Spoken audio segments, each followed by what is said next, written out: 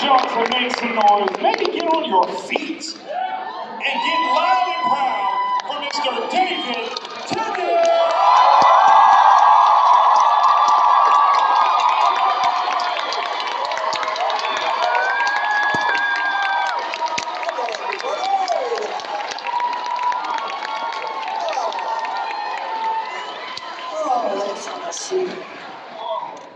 My God, the way you hopped up on stage, sir, I need that bounce. I need that energy. Oh, you got that bounce. I promise I do not. You do. Okay. For you, I will have that bounce for everyone. Thank you very, very much.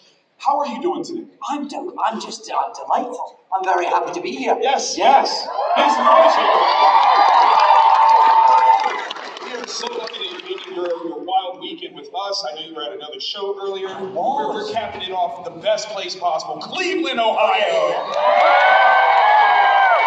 I made a point of saying I was only going to do this weekend if I could finish in Cleveland, Ohio. That's what I'm talking about. That's what But don't tell Kansas City. No.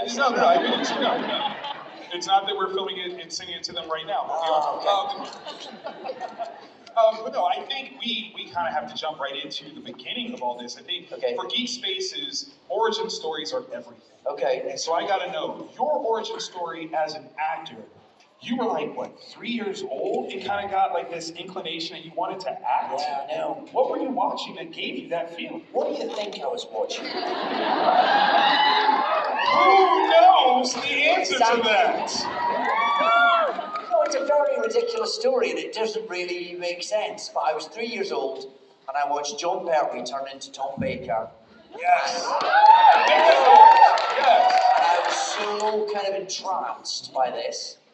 And I was 3 years old. I mean, I have to be 3 years old because I can work out when it was on TV. Right. And even if there was a repeat, there might have been a repeat because Doctor Who used to do, before the next season started, used to repeat some of the season before.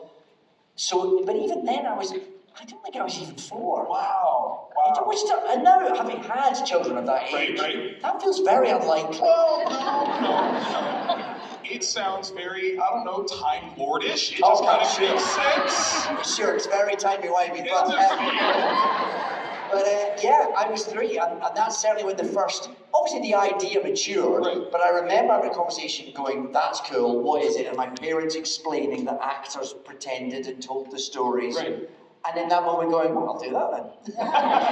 It just felt very straightforward and very obvious to me. And then as I grew up, the idea kind of grew up with me, and here I am, 50 years later.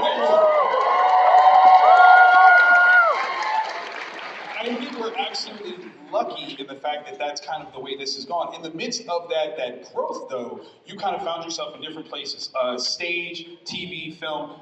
What was it like to bring kind of that theatricality to your resume? Like to kind of figure out how to be an actor. What was that like? I mean, you don't really have a sort of I didn't have a sort of master plan. I just went, I got myself to drama school. Right. I didn't know actors, I didn't know what else you did, so I just assumed you went to drama school because I'd heard that you could do that. There was one in Glasgow, which wasn't far from my house, so I did that. I came out, I got spat out the other end of it, and the first job I got was in theatre, was touring around Scotland in a van, doing a Bertolt Brecht play. And wait, say that one more time. A Bertolt Brecht play? You got it, that back of the throat is so good, I couldn't do it! I think German and Scottish have a lot of similar sounds formed with saliva.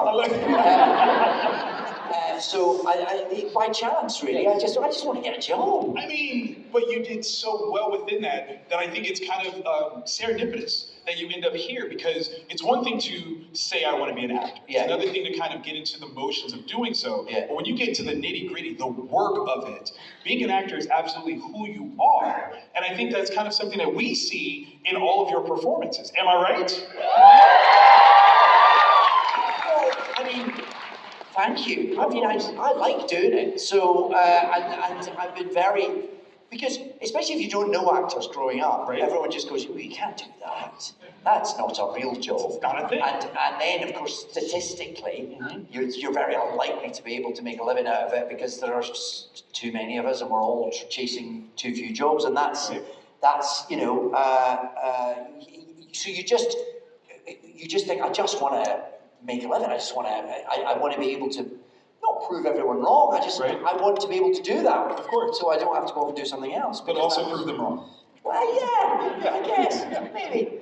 But therefore, there's no real sort of master plan. It's just, I'll do one job, and then hopefully I'll get another one, and then hopefully I'll get another one, and then